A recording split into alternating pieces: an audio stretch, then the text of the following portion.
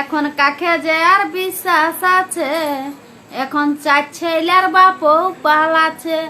বন্ধুরা, আগে তুবড়া বেটি ছেলে পালাইতো, এখন ছেলে আর মাইন গেলেন ছেলে ছাড়িয়ে ছাড়িয়ে পালান দিচ্ছে। তাহলে সোচ কেমন দিন যুগ হয়েছে আর কেমন প্রেমের আঠা লাগিয়েছে রে বাপ। হ্যাঁ, আর এই জন্য বলছি সব দিদি ভাইরা কেটুকু না, দাদা ভাইরা কেটুকু গাইড করতে শিখো। গাইড যখন কাজে যাবে না, তখন কাজে যখন যাইয়ে করে, তখন তুমি যদি জানো যে ছিঁড়া ছাটা জামা পরে যাচ্ছে কাজে, তখন তুমি জানিয়ে যাবে যে এই কাজেই যাচ্ছে। আর কাজে আসতে আসতে জামা প্যান্ট সবাই লাগে চেক করবে। জামা প্যান্ট যদি ময়লা আনছে, তাহলে তুমি জানবে যে এই কাজেই করতেছিল। যদি জামা প্যান্ট না ময়লায়, তাহলে জানবে যে কাজে যায়নি। আর তুমি আগে ঘুমাবে নাই, আগে তোমার বর ঘুমাবে, তারপরে তুমি ঘুমাবে না। তুমি ঘুমাই গেলে দেখবে ফোনে মেসেজ করছে, বুঝতে পারলে। আর পয়সা সবাই সর্বপ্রথম পয়সা, যদি হাপ্তারে 3 বার 4 বার যদি বাজার যায়, তাহলে জানিয়ে নেবে আর জরুর পিচিং কেস বটে।